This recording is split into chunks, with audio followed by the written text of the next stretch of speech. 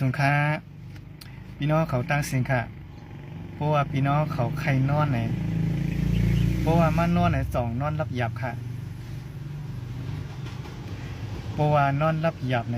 ค่ะดิมาลัดนี่ไล่นอนให้รับง่ายๆค่ะเนาะถ่อมด้วยซ้อมกันค่ะวันตั้งสุดเฮามาด้วยลองอันเฮ็ดให้เฮานอนรับหยับนั่นก่อนค่ะเนาะลองอันเฮ็ดให้เฮานอนรับหยับ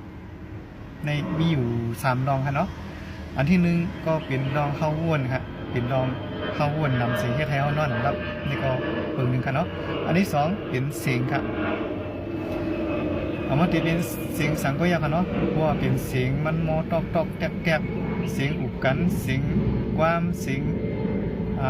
ทีวีเสียงวิดีโอเสียงอุกกันในพวงในโทรศัพท์จังได๋เอามาเปิดในอุกกันต่างที่ก็ยาวนะเพราะว่าเสียงนั้นมาถึงเฮาตอนนั้นเปิดได้อุกกันในเฮือนเปิ้นอยู่จังนั้นก็เสียงซ้ำมาถึงเฮาเฮาซ้ำได้ยินก่อนจังได๋เนาะเหมือนจังเสียงหมาเห่าหมาหอนเสียงไปส้มตังจังได๋ลองตั้งเส้นนี่ก็เฮ็ดให้เฮานอนอำลับเลยค่ะยาวก็ไผค่ะเนาะไผกำพองในพวกผุยไผนอนในนอนรับค่ะเนาะกินอะไรปิกไผนอนกำพองก็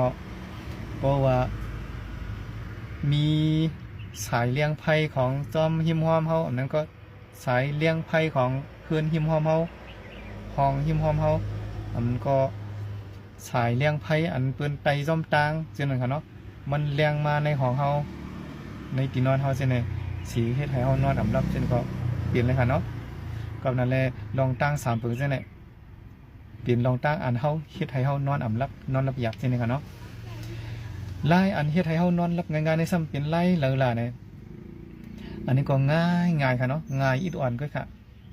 พอเฮาขาไข่นอนรับง่ายๆให้เฮามาฮู้รวมถ้วยใจของเฮาค่ะเฮาถ้วยใจเข้าเนี่ยก็ให้ฮู้ว่าถ้วยใจเข้าถ้วยใจออกก็ให้ฮู้ว่าถ้วยใจออกถ้วยใจเข้าปอดก็ฮู้ว่าถ้วยใจเข้าปอดถ้วยใจออกปอดก็ฮู้ว่าถ้วยใจออกปอดถ้วยใจเข้ายาวก็ฮู้ว่าถ้วยใจเข้ายาวถ้วยใจออกยาวก็ฮู้ว่าถ้วยใจออกยาวจังได๋ค่ะบ่เฮามาฮู้จังได๋เนี่ยป้วนให้3มินิหรือ5มินิถึงที่สุดค่ะเนาะตื่นหลับค่ะบ่ว่าเฮาฮู้รวมถ้วยใจเข้าออกของเฮาใจของเฮาซ้ำยิ้มซ้ำก็วนเนี่ยอย่าไปปันใจเฮาออกวนถึงต่างรองค่ะเนาะอันเฮามาฮู้รวมถ้วยใจเข้าออกของเฮานี่ก็เป็นรองอันเฮ็ดให้ใจเฮาจังวนค่ะเนาะเพราะกวนเฮาใน1กวนเฮาในมันตีฮู้เลย1กำ1มิ้วค่ะเนาะฮู้เลย1กำ2มิ้วจอมกันค่ะเพราะว่าเฮามาฮู้รวมถ้วยใจเข้าออกของเฮานี่ก็จิตของเฮาจังก็วนถึงต่างมิ้วค่ะเนาะเพราะว่าจิตของเฮาก็วนถึงต่างมิ้วนี่ก็เฮาก็เตรียมจังฮู้รวมถ้วยใจเข้าออกของเฮาค่ะกับนั่นแหละกวนเฮาฮู้เลย1กำ1มิ้วไว้ค่ะเนาะฮู้เลย2มิ้วจอมกันค่ะเหมือนจังหนังเฮาไข่นอนและเฮาเอ็นอานาเฮาติหลับนี่สมาธิมีเสียงสังเสียงกองเสียงมองก็เยาะเสียงห้องความก็เยาะเสียงเปิ้นอุบกันก็เยาะตื่นหลับเลยค่ะเพราะว่าเฮาไหลมาฮู้รวมถ้วยใจเข้าออกของเฮาเฮาเอ็นอันว่าเฮาติหลับนี่เฮามาฮู้รวมถ้วยใจเข้าออกพวกนี้5กรัมค่ะเนาะ5กรัมเลยค่ะส่วนตัวค่าได้หมอก5กรัมเลยค่ะเนาะเฮาถ้วยใจเข้าร้อยๆฮู้จอมถ้วยใจออกร้อยๆฮู้จอม3กรัมถึง5กรัมอันนั้นก็หมอก10กรัมจังได๋ค่ะเนาะเพราะว่ามาปอกมังไหลมากก็เฮาใจมันตื่นเต้นนี่มันเฮ็ดให้เฮากุมทิ้งใจเฮาไหลก็ที่จ้างเฮ็ดให้เฮาจังฮู้รวมถ้วยใจเข้าออกของเฮาไหลขับตามกันค่ะเนาะเพราะว่าเฮาฮู้รวมถ้วยใจเข้าออกของเฮาให้ขับตามกันกว่าจังนั้นนะก็ที่เฮ็ดให้เฮานอนหลับยากอะเพราะว่าเฮาฮู้รวมถ้วยใจเข้าไว้รวมถ้วยใจออกเฮาซ้ำฮู้เฮาซ้ำก็วนเปียดเฮาซ้ำเอาจิตเฮาในหลุดที่ก็วนถึงดังรองเปียดนี่อันนี้มันไรค่ะเนาะมัน เฮาหู้ร่วมถวยใจเข้าออกของเฮาขับตามกันแลจังรับไรค่ะกอบนั้นตัดได้หู้ร่วมถวยใจเข้าออกของเฮาในก็มันก็หยาบค่ะนะหยาบที่เด้ค่ะเฮาหาติเลยพึกก่อนค่ะเนาะติเลยพึกค่ะติเลยพึกอันว่าในเฮาพึกเอาก็เดี๋ยวเฮา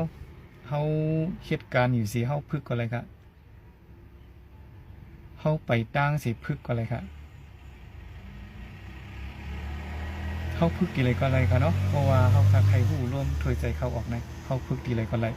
กอบนั้นแหละเพราะว่าเฮาหู้ร่วมถวยใจเข้าเลยหู้ร่วมถวยใจออกของเฮาเนี่ย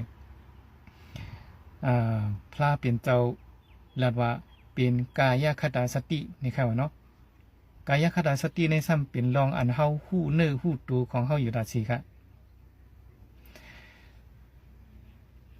เป็นรองอันเฮาเอาใจเฮาอยู่กึกตัวเฮาเนี่ยกายคตาสติค่ะเนาะเพราะว่าเฮาหู้ร่วมถวยใจเข้าออกของเฮาซ้ำเป็นอานาปานาสตินี่ค่ะเนาะอันนั้นก็มันเพราะว่าเฮาบ่ฮู้ลองซึ่งไหนมันเฮ็ดให้เฮานอนหลับไหลนอนหลับหลีกันเนาะก็คือว่าเฮากุมทิ้งใจเฮาเหเฮาปล่อยให้ใจเฮาก็วนถึงลองภายนอกกับน้องในแลมันจังเฮ็ดให้เฮานอนหลับง่ายๆค่ะเนาะก็นั้นพี่น้องเขาสังเกตว่าใครนอนหลับง่ายๆเนี่ยพึกผู้ลมถวยใจเข้าออกของเจ้าเก่าค่ะเนาะเพราะว่าเฮาฮู้ลมถวยใจเข้าออกในเฮาติฮู้ว่าจิตของเฮาเนี่ยมันเฮ็ดจังหรือมันเปลี่ยนจังหรือ